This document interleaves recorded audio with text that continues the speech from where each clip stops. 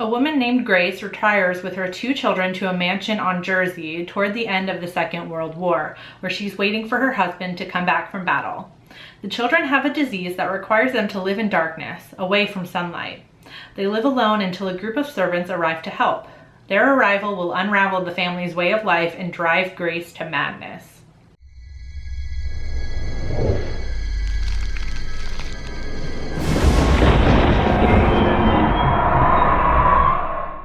So this is written and directed by Alejandro Amenabar.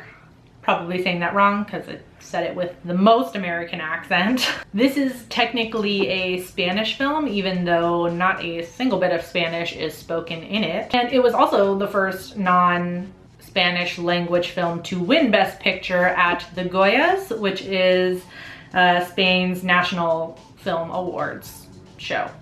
And weirdly enough, the quote I was talking about in my Sixth Sense review about the dead seeing what they want to see works oddly well for this movie also. So with that, huge spoiler alert, I am definitely gonna spoil the ending of this movie. So if you haven't seen it, click away now, you have been warned. Nicole Kidman is extremely convincing as Grace, and from like an audience standpoint, you're also kind of seeing what you want to see. Like you're like, I don't know about anybody else's viewing experience, but at least when I went into this movie, I was expecting it to be kind of like your run-of-the-mill haunting sort of movie, and I don't know if that was the director's intention to kind of pull the rug out from underneath you as a viewer. Like you're assuming she's alive and her kids are alive and the servants are alive and they're being affected by this huge haunted house.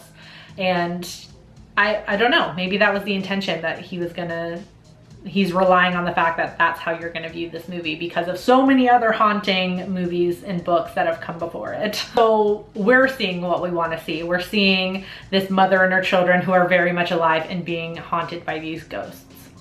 Absolutely huge spoiler alert, not only for this movie, but for The Sixth Sense. Like Bruce Willis in that movie, Grace and her kids have been dead the whole time, and so have the servants.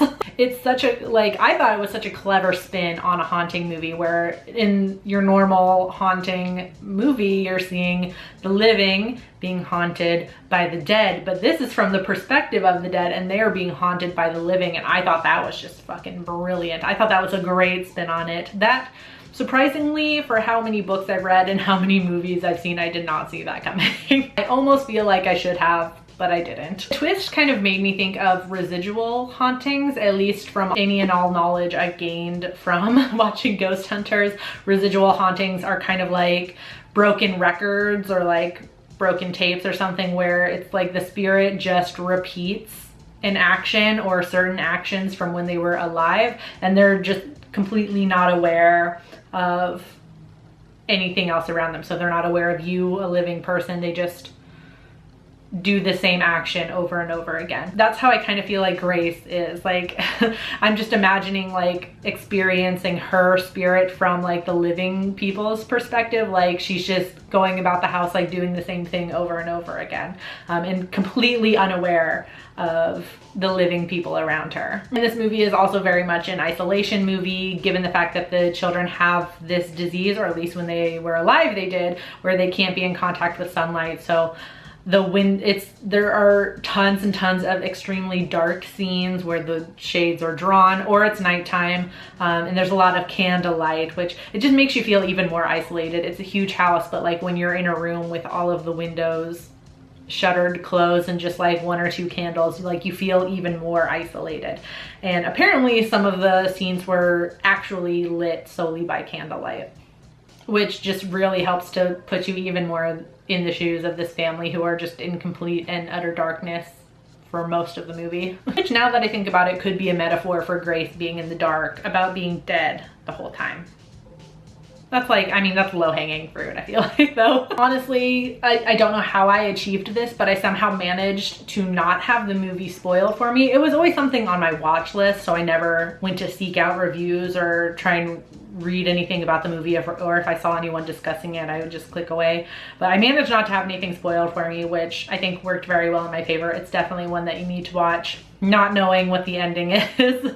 But then it's fun to rewatch it once you know the ending and to notice any like hints or clues that maybe you didn't pick up on before or didn't realize they were hints or clues. So I thought this was a thoroughly enjoyable watch. I loved it. I loved the gothicness of it, and I just thought it was great. It's a 5 out of 5 from me. On IMDb, it has a 7.6 out of 10. On Rotten Tomatoes, it has an 83% critic score and a 77% audience score. And on Letterboxd, it has a 3.6 out of 5. So if you've seen the others already, which I feel like most people have, I feel like I'm on a very short list of people that haven't seen it yet. Let me know in the comments section down below what you thought about it. As always, I do hope you enjoyed this video. If you did, please give it a thumbs up. Subscribe if you're new here. Become a Creepy Peep today. I'm posting a video every single day for the month of October. We're halfway through now, I think. Maybe a little over halfway through. So it's a great time to subscribe, and I will see you tomorrow with another new video. Until then, stay strange. Bye. This video is brought to you by all these lovely creepy patron peeps that you see listed here. If you want to find out the perks to being a creepy patron peep yourself, you can check out that link in the description. There's a whole bunch of fun links in the description, so you can follow me on all my social media, Goodreads, Letterboxd, all that good stuff. So make sure you check out the description box. Thanks for watching. I love you. Bye.